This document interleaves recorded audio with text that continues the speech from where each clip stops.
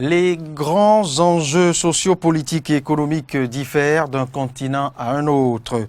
Cette semaine encore, elle reste fournie, très fournie. Cette actualité internationale accusé à son départ de la Côte d'Ivoire, l'ancien président de la République Laurent Gbagbo y retourne acquitté par la CPI. Pendant ce temps, Emmanuel Macron annonce les couleurs pour la conclusion de l'opération Barkhane au Mali. L'opération Barkhane, c'est bientôt fini. Aussi, la tournée européenne de Joe Biden, le sommet du G7, l'OTAN et la rencontre, que dis-je, l'entretien Biden-Poutine sanctionné par un point de presse dans chaque camp et aussi et surtout l'échec de Benjamin Netanyahou sont-ils entre autres des sujets qui nourriront cet échange au cours de ce numéro de votre émission Enjeux politiques. Et pour nous lire ces différents sujets au chapitre international, c'est bien sûr Morgan Metonji Asogba. Il est spécialiste des questions internationales qu'on ne présente plus. Avec lui, nous faisons l'exercice. Il nous aide à mieux comprendre ces sujets qui animent l'actualité au-delà des frontières du Bénin. Morgan, bienvenue. Merci à vous. Et avec vous, sur ce numéro d'enjeux politiques, un tout nouveau visage, bien évidemment, que nous prenons à connaître et qui acceptera faire notre compagnie pour les tout prochains numéros de votre émission. Il a nom Olivier Michel Decampos, il est analyste politique. Bienvenue, Monsieur Decampos. Merci. Et c'est un plaisir de vous retrouver dans cette belle famille où nous apprenons à lire, nous apprenons à maîtriser les langages des relations internationales aux côtés des sachants. Morgan Asogba. Morgan, nous y sommes. C'est le 17, la date 17 juin, la date annoncée pour voir Laurent Gbagbo fouler le sol de son pays, la Côte d'Ivoire. Il est annoncé pour ce 17 juin 2021. Les Ivoiriens se sont préparés, ceux de sa ville natale, je dirais, Yopougon. On a même vu des images où les rues ont été toilettées littéralement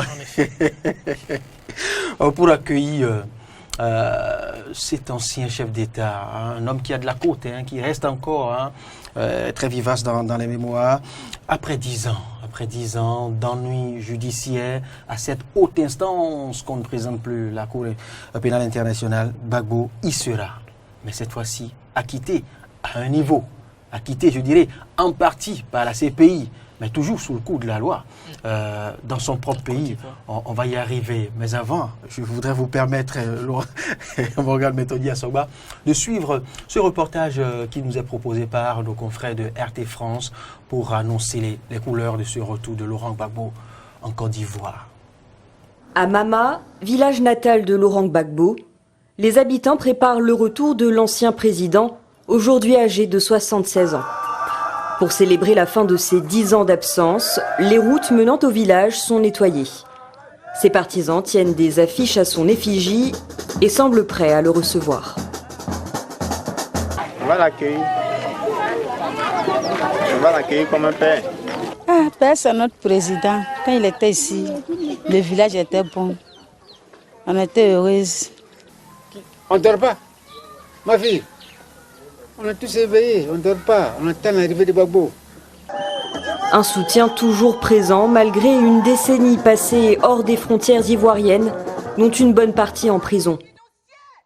Laurent Gbagbo devient président en octobre 2000 et s'accroche à son poste. Fin 2010, il n'admet pas sa défaite face à Alassane Ouattara. Un refus qui entraîne une violente crise post-électorale. Les affrontements opposent les partisans de Laurent Gbagbo à ceux d'Alassane Ouattara. Ces violences post-électorales coûtent la vie à plus de 3000 personnes. Il est arrêté en avril 2011 à Abidjan, accusé de crimes contre l'humanité, aux côtés de son ex-ministre de la Jeunesse, Charles Blé Goudé. 8 mois plus tard, il est transféré au centre de détention de la Cour pénale internationale de La Haye, aux Pays-Bas. Madame la Présidente. La veille de son acquittement par la CPI, le 15 janvier 2019, une manifestation se tient en Côte d'Ivoire pour protester contre sa libération. Nous sommes là pour venir nous opposer à une quelconque libération de Laurent Gbagbo et de Charles Blé. Parce que nous estimons qu'à partir d'un certain nombre de constats, que certains régime, une fois libérés, vont disparaître. Qu'on ne libère pas Gbagbo, parce que là, si on libère Gbagbo, nous, notre justice est vaine. Parce que là, il n'y aura plus de justice à notre égard. Donc nous, on voudrait qu'au moins ce Gbagbo soit condamné et que la loi soit dite. Voilà. Son acquittement est confirmé au mois de mars dernier et ses restrictions de déplacement sont alors révoquées. Dans un objectif de réconciliation nationale, le président Alassane Ouattara lui donne son feu vert pour rentrer en Côte d'Ivoire.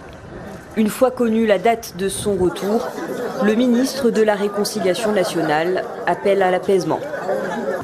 Nous devons réussir cet autre exercice-là de pardon, d'élévation de l'esprit de nos âmes pour aller au pardon, pour donner une chance à la réconciliation et préparer l'avenir de la Côte d'Ivoire de façon plus sereine. Voilà notre vision. Mais il est clair que les victimes, je les rassure, je leur ai toujours dit qu'ils ne seront jamais sacrifiés sur l'autel de la réconciliation. Des victimes de la crise post-électorale qui n'oublient pas. Elles reprochent toujours à Laurent Gbagbo d'avoir précipité la Côte d'Ivoire dans le chaos en refusant sa défaite en 2010 et dénoncent une réconciliation imposée. Retour sur ce plateau après cet élément qui nous rafraîchit à tous la mémoire sur ce qui a été, ce qui a fait l'essentiel de cette crise qui a vu le chef de l'État, l'ancien chef de l'État Laurent Gbagbo condamné et puis après acquitté, humilié, secoué et enfin rétabli. Laurent Gbagbo sera de retour en Côte d'Ivoire dans quelques heures, juste après 18h, ce 17. Organe. Le retour de Laurent Gbagbo peut sembler être le retour d'un homme, mais lorsque vous remontez un peu dans le temps, vous appréciez tout ce qui a conduit l'homme à être, disons, envoyé hors de son pays. Vous recomprenez qu'il ne s'agit pas juste du retour de Laurent Gbagbo, il s'agit du retour d'un ensemble d'émotions, d'un ensemble de mémoires, de souvenirs, et aussi d'un ensemble de paramètres qui conditionnera forcément les jours à venir, ce que deviendra la Côte d'Ivoire en matière de gestion politique et ce que deviendra la Côte d'Ivoire lorsqu'on regarde le peuple ivoirien. Pourquoi est-ce que nous le disons? La Côte d'Ivoire a fait de la problématique de la réconciliation une question majeure, au point où ils ont un ministre de la réconciliation. On dit attribuer un portefeuille ministériel. Un portefeuille ministériel. Ce n'est pas un élément anodin qu'il faut passer sous silence. Ce qui montre à quel point le pays semble être divisé. Il semble y avoir un problème profond. Alors, il faut se demander à quand est-ce que remonte ce problème. Est-ce que ce problème remonte à l'époque où M. Gbagbo... post-électorale de 2010-2011 ou cela remonte à bien plus longtemps. Et lorsque vous commencez cette analyse profonde, vous vous rendez compte qu'il ne s'agit pas de l'époque de la crise post-électorale. Et vous avez entendu dans l'élément où on parle de défaite de Laurent Gbagbo, qui n'a pas voulu reconnaître sa défaite. Mais la réalité, c'est que jusqu'aujourd'hui, on n'a pas suffisamment d'éléments pour dire que... Encore que toutes les instances habilitées à se prononcer sur cette question en Côte d'Ivoire n'étaient pas unanimes. Pas du tout. Oui. Vous avez il y avait une première instance qui reconnaissait, reconnaissait Laurent Gbagbo, et vous avez une autre instance qui disait que c'est Ouattara. Donc, vous voyez la question, le retour de Laurent Gbagbo, oui, c'est important, c'est capital, mais c'est le retour au tapis de plusieurs éléments, de plusieurs facteurs, de plusieurs émotions qui méritent qu'on le veuille ou non réflexion. Et c'est vraiment un élément capital. Et comme vous le dites, c'est la résurrection d'une partie du passé. En effet. D'une partie de l'histoire politique ivoirienne. Olivier de Campos, il sera de retour encore quelques heures et ses partisans pourront célébrer le retour du héros sur la terre ivoirienne. Oui, effectivement, ce jour-ci, 17 juin, tant annoncé, mais enfin, il est arrivé. on va dire que c'est un jour historique, hein, en quelque sorte, pour la Côte d'Ivoire, parce que ça vient, en quelque sorte, parachever un épisode d'un feuilleton quand même assez long. Ah oui. Voilà, qui est parti depuis on va dire sa déportation ou son envoi vers la CPI jusqu'à son procès et aujourd'hui à son retour en Côte d'Ivoire. Alors ce procès infini. Ce procès qui a fini par prendre fin. Voilà, dont nous savons tous les dessous aujourd'hui. Alors, pour dire que cette phase-là qui est en train de se parachever ouvre effectivement la voie à une nouvelle qui est celle effectivement de la réconciliation. Comme l'a dit Morgana Sogba-Metondi, il y a tout un ministère dédié à la réconciliation, ce qui montre tout l'intérêt que le pouvoir a pour cette problématique-là. Et il faut donc effectivement que le pouvoir en place puisse prendre les mesures qu'il faut pour assurer que le processus entamé depuis bien longtemps puisse arriver à son terme. Et comme on peut le constater, Laurent Gbagbo était l'un ou le dernier chaînon manquant pour que ce processus de réconciliation puisse vraiment se faire aller à son terme et se faire dans les meilleures conditions qu'il soit.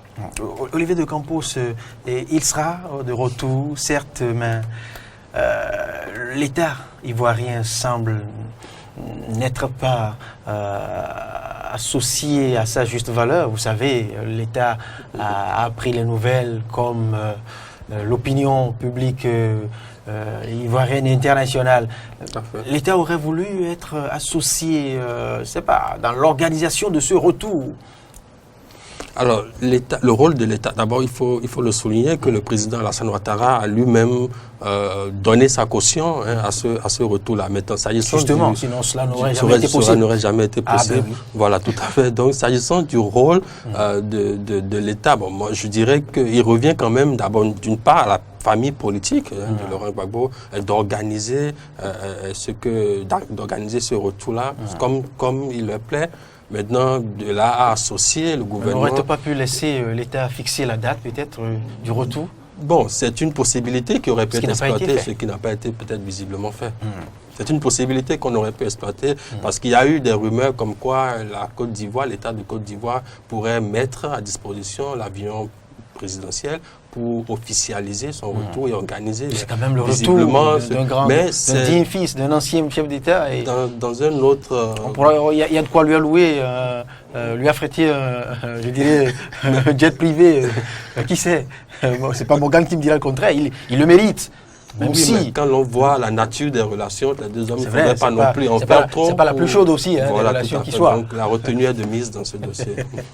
Morgan Metondi à Sogba, du retour en Côte d'Ivoire, quels peuvent être les impacts de cette présence dans le landerneau politique ivoirien?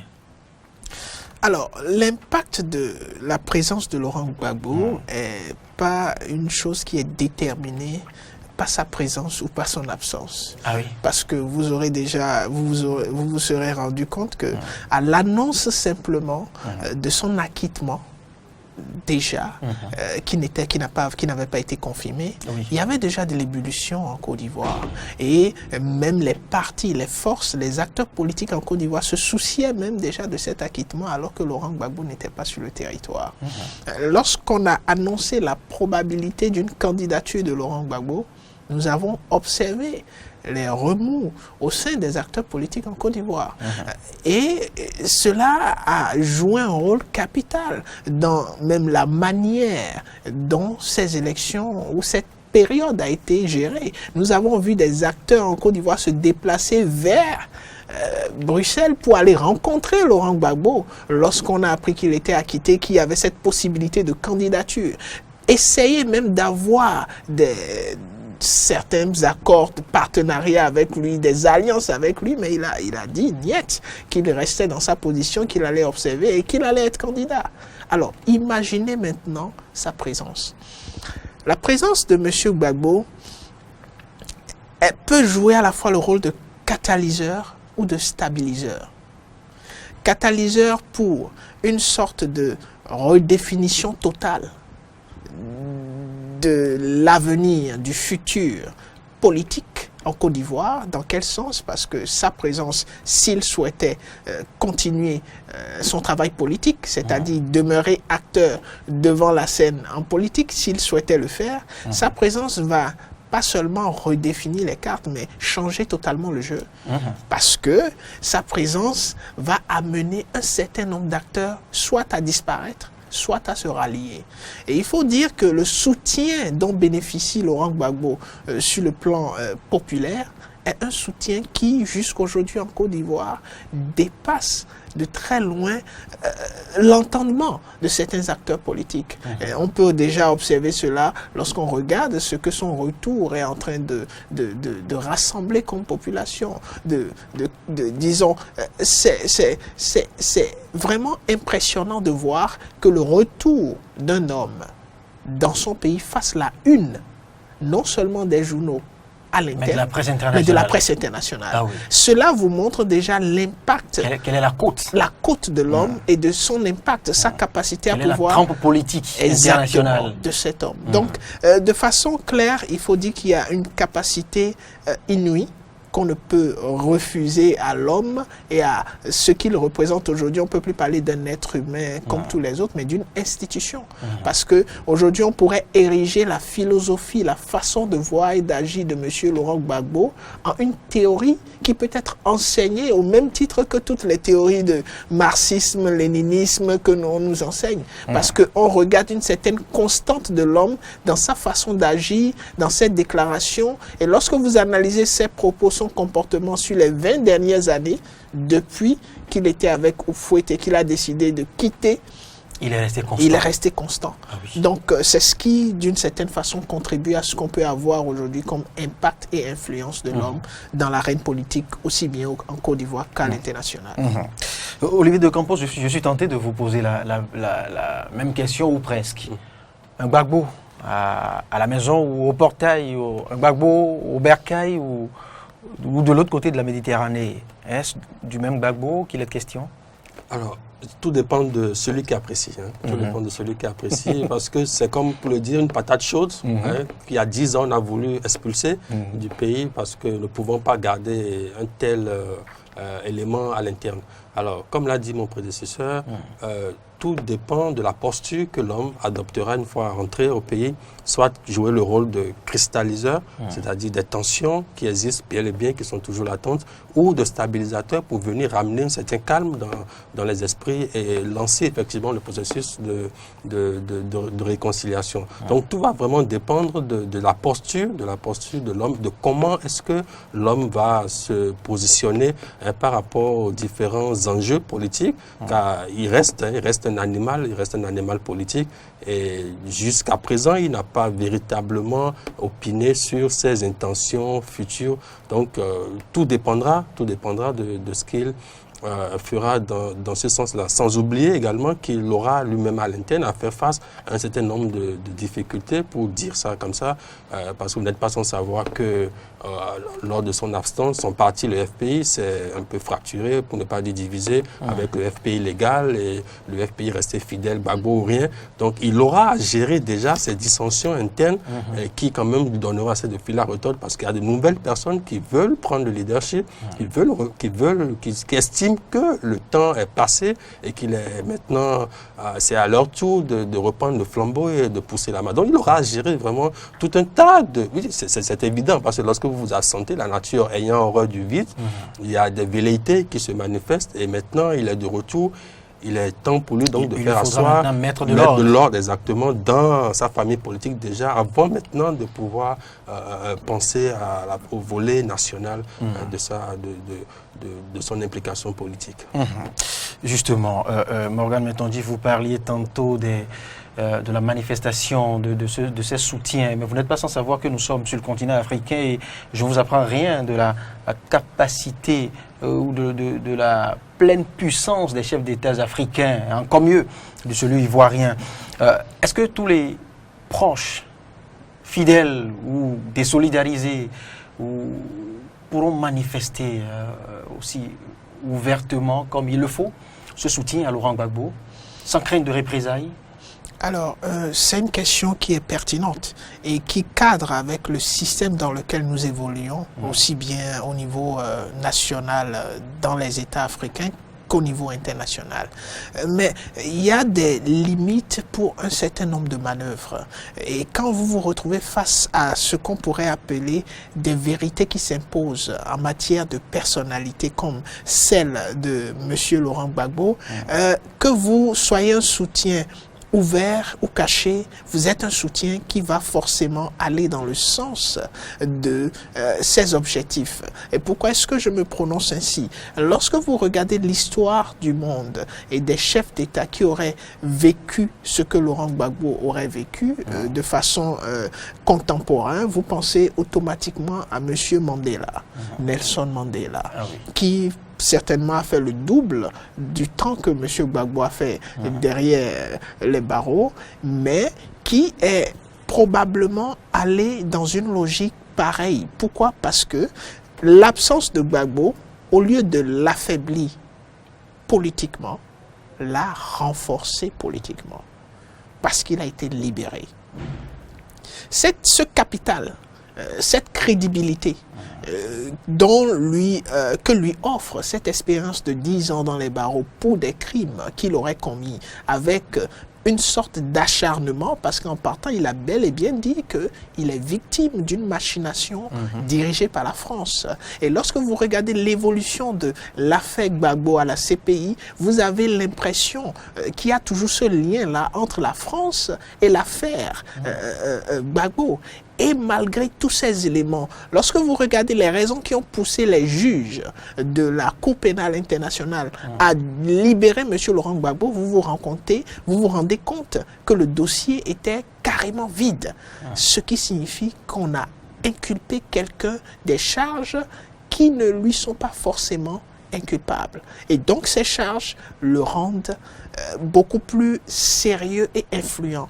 Donc quand vous avez quelqu'un comme ça qui revient dans l'arène politique et qui décide d'être un acteur, c'est très difficile de voir de potentielles dissensions qui pourraient affecter sa capacité à reconquérir le pouvoir. Mais n'allons pas vite en besogne, restons dans cette posture où il vient en tant qu'acteur pour contribuer au développement de son pays. Oui, M. Ouattara, Alassane Dramane Ouattara, qui est le chef d'État de la Côte d'Ivoire à ce jour, aura probablement un certain nombre de capacités de manœuvre politique, d'influence dans la sous-région et même à l'international. Mais s'il y a une chose qui ne pourra pas manœuvrer facilement, c'est bel et bien le peuple ivoirien. Et quand on se retrouve en Côte d'Ivoire, s'il y a un facteur déterminant qui décide de l'enjeu de la vie et de la politique en Côte d'Ivoire, c'est bel et bien le peuple ivoirien. Et c'est ce même facteur qui a occasionné la cassure qu'on a eue en 2010. Ce qui a fait que M. Ouattara a eu, d'une certaine façon, du mal à prendre les règnes de la Côte d'Ivoire en 2010, c'est bel et bien parce qu'il y avait une partie considérable du peuple ivoirien qui était du côté de M. Gbagbo. Et ce qui a, d'une certaine façon, rendu la tâche plus ou moins difficile à M.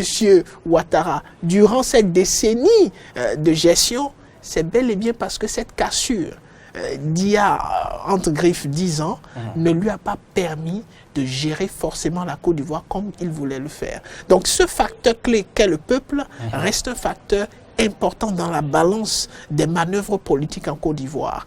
Et si le gouvernement est dans une optique de réconciliation, comme il semble clairement l'afficher, avec un portefeuille carrément dédié à cette problématique de la réconciliation, je pense que l'utilisation de manœuvres politiques visant à écarter d'une façon ou d'une autre M. Gbagbo dans cette arène politique va être probablement quelque chose qui sera à l'encontre de ce pouvoir. Et vous voyez, l'affaire normalement de condamnation de 20 ans ne devrait pas a priori permettre que M. Gbagbo, qu'on puisse dire qu'il est comme tout citoyen ivoirien qui peut revenir.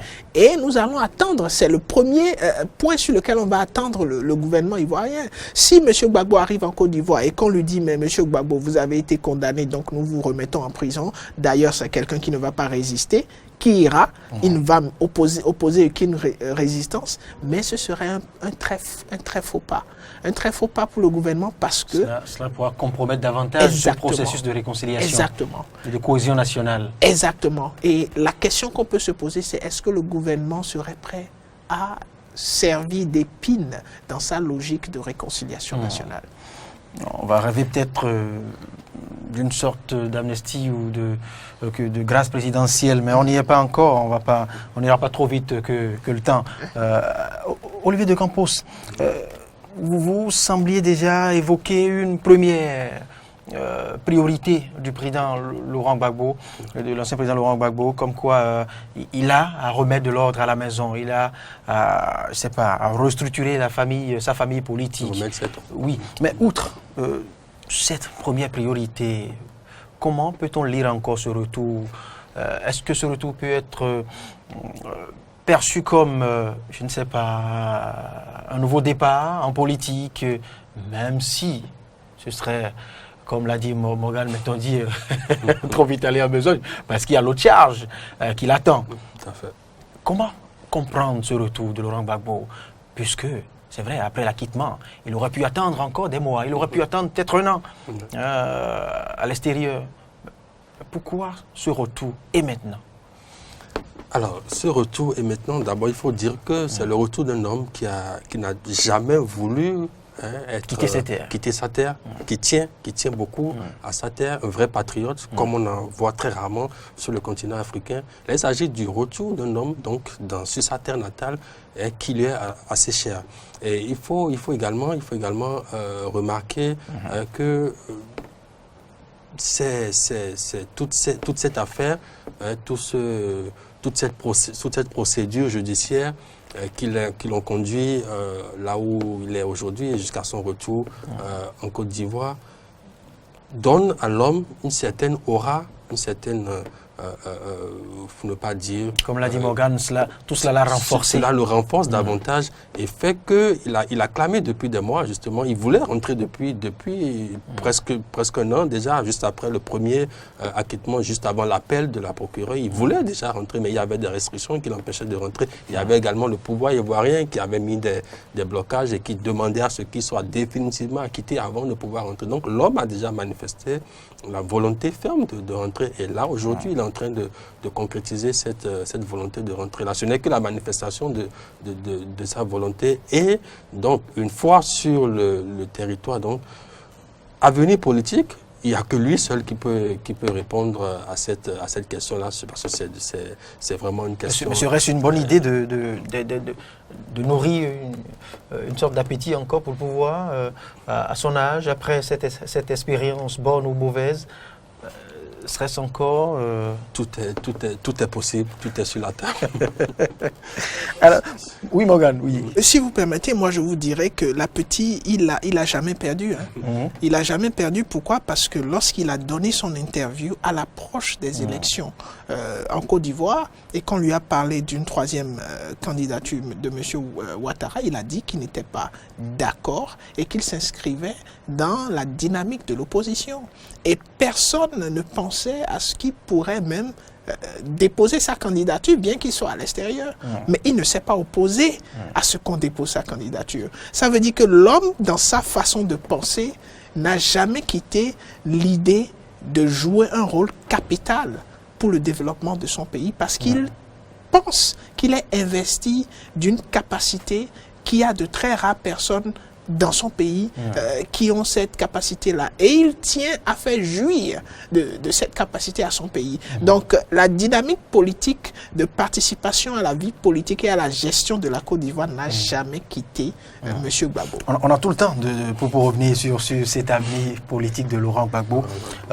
Mais avant de fermer ce volet, Morgan Metonji Assogba, un mot sur ce calendrier, sur le calendrier de la Cour pénale internationale, sur cet acquittement qui n'a été prononcé que juste au lendemain de la présidentielle, mais l'acquittement qui aurait pu intervenir, je ne sais pas, un peu avant la présidentielle, n'est-ce pas, je ne sais pas, une planification ou une orchestration soyée pour, je ne sais pas, permettre la réélection en toute quiétude de Alassane Ouattara et... Oui, monsieur Loris, votre thèse tient parfaitement la route. Simplement que nous n'avons pas les éléments pour filmer tout ce qui a conduit ou tout ce qui pourrait renforcer cette thèse. Cette thèse tient la route parce que, effectivement, il y a des liens très forts que chaque leader, que ce soit le leader français ou le leader ivoirien, ils ont dit plusieurs fois qu'ils ont des liens très forts et cela s'est montré, cela s'est vérifié, que ce soit sur les questions économiques en relation avec le CFA ou d'autres aspects de développement sur le continent. La France et la Côte d'Ivoire, c'est des amis. Maintenant, quand vous regardez le comportement même de la procureure, le timing qu'on a observé, que ce soit depuis le premier acquittement, que ce soit l'appel, et que ce soit tout ce qui se soit passé tout autour, on vient à comprendre qu'il y a une possibilité pour que cette thèse d'orchestration, pour empêcher M. Gbagbo d'avoir un poids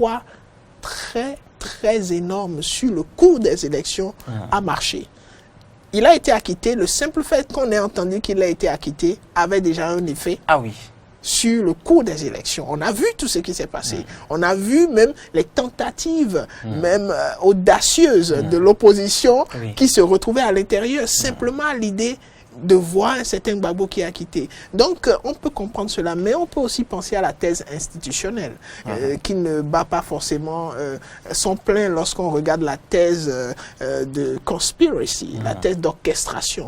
Donc, monsieur Loris Davor, vous avez raison, pleinement raison, et nous allons juste laisser les experts nous ressortir les preuves. Morgane Méthodi Assogba, Olivier de Campos, on va passer à la deuxième thématique, au deuxième sujet, c'est bien sûr l'opération Barkhane, je le disais en introduction, au Mali, qui bientôt pourra connaître une fin. Enfin, le leader français l'a dit, le chef de l'État français l'a dit, et cela a été précisé encore par le chef de la diplomatie française, j'arrive à le dire. On suit rapidement cet élément et on revient après pour en décortiquer un pan. Les soldats français au Sahel, dans l'attente d'une nouvelle mission. La lutte contre les djihadistes affiliés à Daesh et à Al-Qaïda va prendre une nouvelle forme à partir de fin juin. Une information révélée dès jeudi matin par le ministre français des Affaires étrangères en déplacement en Côte d'Ivoire pour inaugurer une académie internationale de lutte contre le terrorisme. Évidemment, la France n'a pas vocation à rester éternellement au Sahel, par sa force. Nous ne renonçons pas au combat contre le terrorisme. Il est vraisemblable qu'il faille adapter le dispositif Barkhane, adapter. Mais le combat contre le terrorisme se poursuit en partenariat avec le G5 Sahel, avec la MINUSMA et avec aussi les pays de la CEDEAO. Vision confirmée quelques heures plus tard par Emmanuel Macron. Le chef d'État appelle désormais à la création d'une opération d'appui, de soutien et de coopération aux armées des États de la région. Une opération militaire doublée ainsi d'une alliance régionale, européenne, internationale. Emmanuel Macron souhaite plus de responsabilités de la part des chefs d'État africains. La France compte 5100 soldats sur le terrain, engagés depuis 2013 dans les opérations Serval puis Barkhane. Depuis 8 ans, plus de 50 militaires ont trouvé la mort. Tchadiens et Tchadiennes. La situation au Sahel, menacée par la mort brutale du président Idriss Déby au Tchad, et le deuxième coup d'État en 8 mois au Mali, pays central de l'opération Barkhane. Il y a une semaine, Paris avait déjà décidé de suspendre sa coopération militaire bilatérale avec Bamako et réclame la tenue d'élections en février 2022 en vue d'un retour des civils au pouvoir. Dans la capitale malienne, le gouvernement de transition veut rassurer la communauté internationale. Le peuple malien compte sur sa compréhension.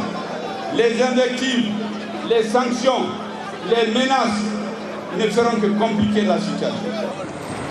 La fin de Barkhane ne signifie pas un désengagement de la France dans la lutte antiterroriste.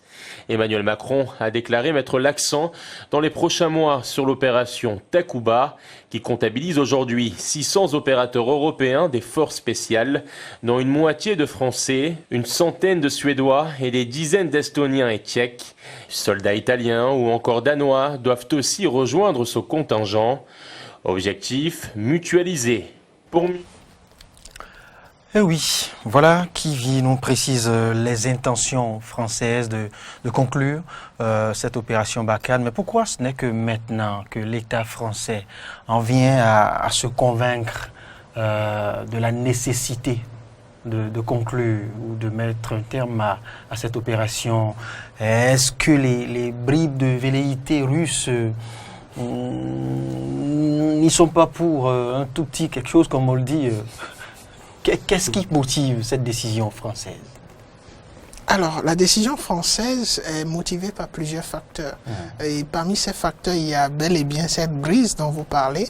Nous pouvons essayer de rassembler ces facteurs en 3 catégories. Stratégique, diplomatique et socio-économique. Alors, lorsque vous prenez les facteurs stratégiques, la France se retrouve aujourd'hui dans le Sahel où elle a quand même assez de soldats, que ce soit au Mali, que ce soit au Niger ou que ce soit dans d'autres pays.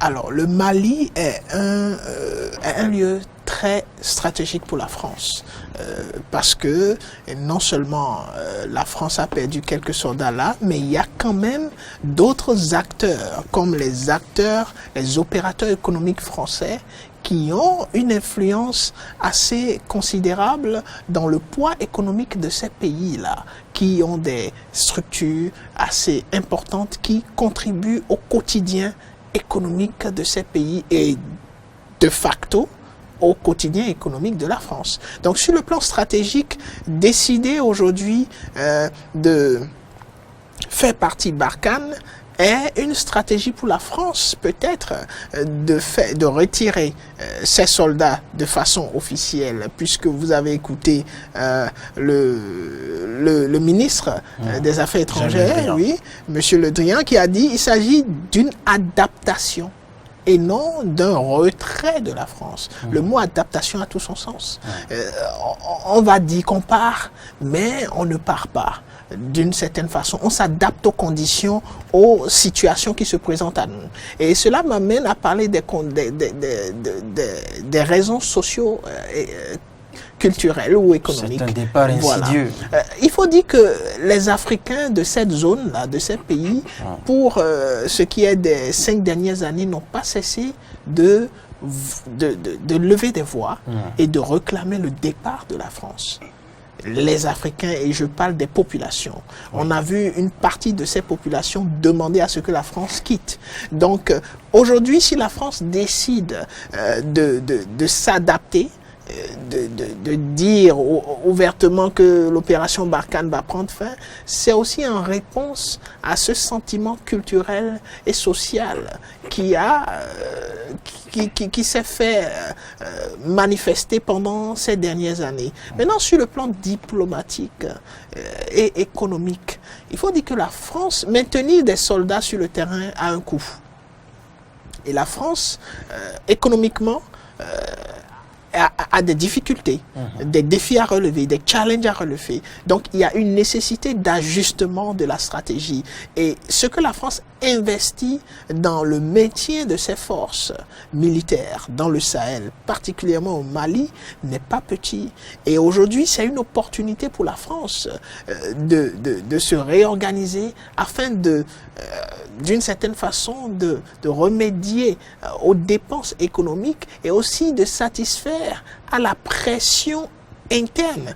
Parce qu'il ne s'agit pas juste de la pression externe. Quand vous regardez l'Assemblée nationale française, vous avez des députés en France. Et ça bouillonne. Oui, qui ne font que réclamer eux aussi que la France laisse le Sahel en paix et qui apportent devant le Parlement français suffisamment d'arguments, suffisamment d'éléments qui visent à réclamer que la France quitte le Mali et que l'opération Barkhane prenne fin. Et lorsque vous essayez d'aller plus loin, de regarder l'histoire que la France a toujours, cette relation que la France a eue avec les pays africains, vous regardez le cas du Rwanda, vous regardez le cas du Tchad, vous regardez un peu ce qui se passe avec les interventions de la France dans ces pays, vous comprenez que effectivement il y a une problématique. La présence russe, elle fait partie des raisons diplomatiques et stratégiques qui amènent la France à prendre cette décision. Pourquoi? Parce que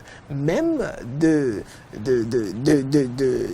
disons, quand vous revenez en Europe et vous regardez la démarche entre l'OTAN et la Russie, les alliés des États-Unis qui s'arrangent derrière une politique qui vise à aller en confrontation avec la Russie et la Chine, parce qu'il y a une déclaration qui a été faite de comment est-ce que l'OTAN devrait considérer les Russes et la Chine. Vous comprenez que c'est tout à fait normal, étant donné qu'au Mali, on a vu des Maliens brandir le drapeau de la Russie, inviter la Russie à venir les aider plutôt qu'à rester dans une sorte de collaboration avec la France. Et le président de transition, monsieur... le nom m'échappe déjà... Goïta, monsieur Goïta, oui, il a apparemment des relations assez intéressantes avec la Russie et qu'il entretient, ce qui fait qu'aujourd'hui le pouvoir d'une certaine façon a changé de main et vous savez que l'idiosyncrasie de ceux qui dirigent joue un rôle capital dans la façon dont ils orientent leur diplomatie. Donc on peut simplement dire qu'aujourd'hui la France est arrivée à un niveau où aussi bien le leadership que les populations, les conditions socio-économiques ne permettent pas à la France de maintenir de façon officielle une certaine autorité et un certain intérêt dans la région du Mali, mais qu'elle a l'obligation de s'adapter vu les situations. Olivier Decampos, la série de putsch, de coups de force au Mali, suffit-elle à définir, à expliquer le choix de ce retrait ou doit-on prendre en considération, doit-on y ajouter les facteurs, je vais dire, économico-diplomatico et la présence russe. Et la présence russe aussi. Alors, moi, j'analyserais ça sur deux volets, un interne et un autre externe, pour dire d'abord que la France a saisi juste une opportunité. Parce qu'il vous souvient que depuis le sommet de Pau, en 2020, Emmanuel Macron avait déjà lancé les premières velléités de retrait. Ça a été même une surprise qu'au sortir du sommet de Pau, il en ait rajouté, je pense, 500 ou 600 soldats supplémentaires. Donc c'était une sorte de cassure dans sa logique, mais depuis le début, Emmanuel Macron, dans une logique donc, de retrait de la France, de ce bourbier sahélien. Alors, donc, volet international d'abord, c'est une opportunité que la France a saisie tout simplement parce qu'elle voulait déjà s'en aller et elle a juste utilisé les éléments à sa disposition, la disparition brutale du maréchal du Tchad, qui vient compliquer davantage la situation dans la zone. Et le coup d'État, le double coup de force. Est-ce que cette disparition est venue compliquer ou est-elle plutôt venue arranger la donne de l'autre côté? Tout dépend de l'analyse. Tout dépend voilà, de quelle prise on se situe. Donc tous ces éléments-là constituent donc une sorte de prétexte pour la France pour précipiter donc son... On ne va pas dire son retrait, puisqu'on est tous d'accord ici qu'elle ne se retire pas, mais elle juste change la stratégie pour réadapter son dispositif qui deviendra maintenant plus un dispositif basé sur des forces spéciales avec la coopération internationale et tout le dispositif qui va avec. Donc c'est beaucoup plus, moi je pense, un coup d'opportunité, une fenêtre d'opportunité que la France a voulu saisir à temps parce qu'elle serait restée encore, que ça aurait été plus compliqué pour elle dans le futur de pouvoir s'en sortir. Maintenant, volet interne, comme l'a dit Assogba Mentonji Morgan, il y a des élections qui approchent. Il y a cet élément-là qu'il ne faut pas négliger. Il y a des élections bientôt en 2022. Présidentielles qui approchent et tout ce qui se fait à l'approche de ces périodes-là sont très scrutés. Donc retirer les forces, en tout cas une partie des forces, puisque jusqu'en 2023, il restera toujours près de 2500 soldats français au Mali. Donc retirer quand même une partie des troupes, c'est satisfaire un peu une classe politique qui devient de plus en plus acerbe à l'interne, qui demande des comptes, qui demande à ce que la France puisse clarifier sa position sur ce dossier sahélien. Donc, c'est plus pour servir donc, ces deux volets-là, à la fois interne, international et interne, c'est ces prismes-là qu'on peut analyser cette décision-là de la France. On va évoluer, on va quitter maintenant le continent africain, on va s'intéresser à ce qu'on peut appeler un premier voyage d'importance pour le leader américain Joe Biden qui est à l'assaut du vieux continent et à l'issue ou je dirais au cours de cette tournée, à la conclusion j'allais dire de ce sommet du G7, eh bien les deux, je dirais, chefs d'État les plus importants de la planète, les autres n'en sont pas moins non plus, rassurez-vous. Je veux parler de Joe Biden et de Vladimir Poutine, eh bien, ont pu échanger pendant un bon nombre de minutes. Et puis, le seul hic, c'est que cela n'a pas accouché, l'entretien n'a pas accouché, à en croire la presse internationale, puisque nous n'y étions pas. Le retour de la presse internationale, il n'y a pas eu de conclusion, je dirais, objective, éloquente, attendue. C'est comme si la montagne a accouché d'une presque souris. Mais tant mieux, n'empêche, le président américain aurait voulu que ce soit un point de presse conjoint, comme ce fut le cas dans de pareilles occasions. Mais les Russes n'ont pas adhéré au principe d'un point de presse conjoint. Chacun a fait son point de presse séparé, le chef de l'État russe, le chef de l'État américain. Que retenir de cet échange, pas de la tournée de Joe Biden, on aura le temps d'y revenir, mais de cet entretien entre, je dirais, les ennemis amis du monde, Joe Biden et Vladimir Poutine. Alors, juste pour reprendre sur un élément que vous avez souligné tantôt, avant la rencontre, Vladimir Poutine a dit qu'il n'attendait rien de cette rencontre. Donc, le fait que rien de concret ne soit sorti de cette rencontre. Biden a dit mieux après la rencontre. Voilà, donc il était déjà parti sur cette optique-là qui n'attendait pas grand-chose de cette rencontre-là. Alors, pour l'analyser dans son ensemble, il s'agit donc de la première rencontre entre les deux hommes. Après quand même une longue série d'attaques à distance, les deux hommes se sont finalement rencontrés. Alors c'est de la diplomatie. Il le fallait quand même. Il fallait qu'ils se rencontrent et je pense, à mon avis, qu'il s'agit là plus d'un coup politique, diplomatique pour Vladimir Poutine. Un coup médiatique. Médiatique, diplomatique, politique, tout ensemble, parce que l'initiative de la rencontre est venue des États-Unis. Ça, on ne le souligne pas assez suffisamment, mais c'est les États-Unis qui ont sollicité avoir ce tête-à-tête-là, cet entretien-là. Ce qui veut dire que, de l'autre côté, ils reconnaissent en la Russie un adversaire ou un interlocuteur avec lequel on peut discuter, avec lequel, surtout, on doit discuter.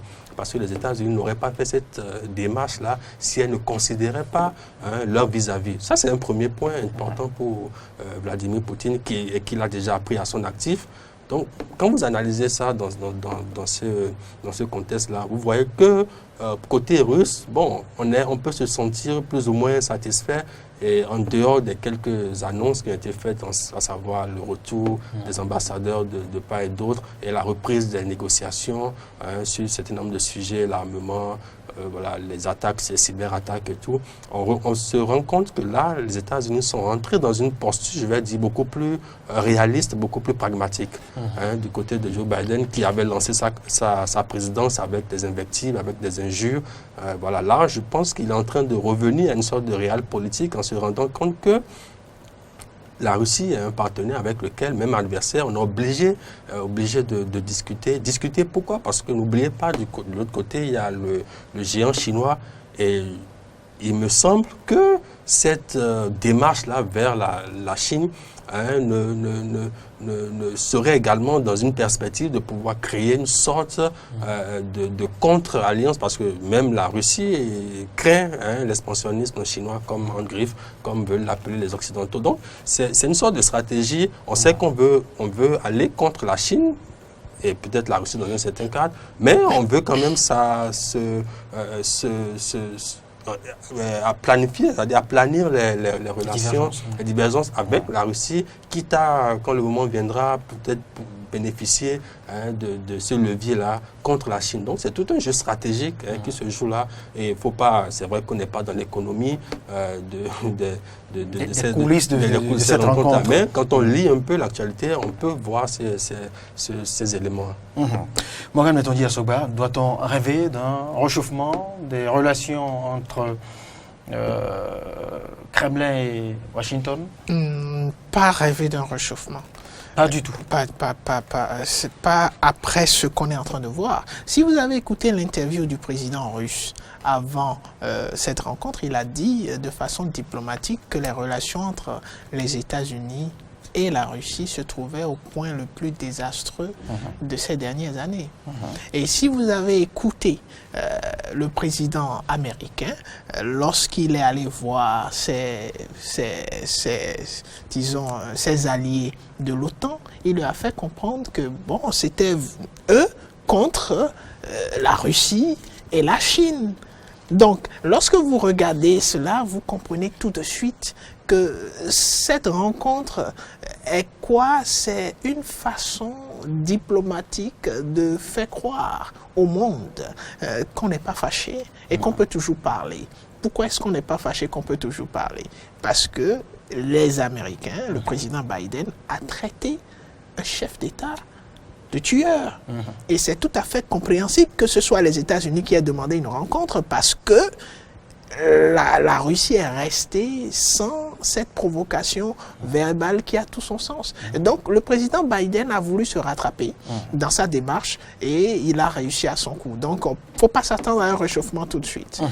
Mais pourquoi cette rencontre au détour de cette grande réunion des 7 plus forts pays du monde, le G7? On va y revenir, le temps ne nous le permet plus maintenant, puisqu'on va dire un mot avant de partir. Morgan Metondier Assogba, Olivier Descampos, on va dire un mot sur le déclin, sur, je dirais, l'apogée Benjamin Netanyahou, qui a été, je ne dirais pas enterré par Naftali Bennett de l'autre côté de l'Israël, mais est-ce vraiment la fin du bouillant, Est-ce la fin de l'époque ou de l'épopée du bagou, de la gouille, de la trempe de Benjamin Netanyahou, où il pourra renaître de ses cendres, et comment? Juste un mot avant de conclure. Allez-y. Alors non, l'homme il a déjà annoncé les couleurs, il prend la tête de l'opposition et il mettra la vie dure au nouveau gouvernement en place, ça c'est sûr, ça c'est clair, il a dit, il faut compter avec lui en tant que chef de file de cette opposition-là. Donc il ne faut pas s'attendre à ce que la situation... Non, c'est quand même un fait assez historique qu'il faut soulever, qui porte, si vous me permettez, deux éléments quand même assez intéressants qu'il faut analyser. Le premier étant qu'il s'agit d'un gouvernement, c'est quand même la première fois, assez hétéroclite, qui va de l'extrême gauche à l'extrême droite. Difficilement constitué en passant par le centre. Et vous ajoutez à ça le parti arabe islamiste. Là, vous avez un gouvernement assez quand même rocambolesque. Alors on se demande bien comment ce gouvernement-là va pouvoir gérer au quotidien les affaires du pays. Deuxième élément important, c'est la première fois que le Premier ministre est issu d'un parti autre que les deux partis principaux historiques israéliens. Donc c'est une sorte de transformation de la politique, la vie politique israélienne, et on se dit, on attend de voir un peu, est-ce que Naftali Bennett peut incarner cette troisième voie-là, peut-être, oui, cet élément perturbateur-là qui viendrait mettre un peu cette classe politique-là sur les rangs. Donc, l'avenir politique israélien restera, à mon avis, encore assez mouvementé, avec en toile de fond Benjamin Netanyahou qui n'a pas encore dit son dernier mot. L'immortel Benjamin a dit appréhender l'Israël sans Benjamin, c'est quand même pas si facile à un exercice facile à faire. Il n'est même pas, c'est pas sans Benjamin puisqu'il est là. Mon confrère l'a souligné. Donc, il reste dans la course et vous allez certainement, on va assister à des jours vraiment impressionnants en Israël. Et voilà, restons à l'écoute, observons, voyons ce que ça va donner. Il faut dire que Israël reste Israël et l'Israël va nous surprendre. Et il faut rappeler aussi que c'est une seule voix qui a fait la différence pour cette élection. Donc, ce qui veut tout dire, c'est le futur. Merci infiniment, Morgane Betoni Assogba. Je rappelle que vous êtes spécialiste des questions internationales. Avec vous, sur ce numéro d'enjeux politiques, c'est bien. Monsieur Olivier de Campos, il est analyste politique. Avec lui, nous avons tenté de mieux comprendre plusieurs sujets d'importance au-delà des frontières du Bénin. Nous allons y revenir les prochains jours pour pouvoir appréhender ce retour tant attendu de Laurent Gbagbo. Et voilà aussi, nous aurons aussi le temps d'apprécier le comportement du gouvernement ivoirien. Est-ce que cette rencontre tant attendue entre Laurent Gbagbo et Alassane Ouattara aura lieu et dans combien de temps et comment, qui sollicitera cette rencontre, qui exprimera le besoin de rencontrer l'autre? On verra bien. C'est tout pour ce numéro d'enjeux politiques. Merci à toutes et à tous de nous avoir suivis et à très bientôt.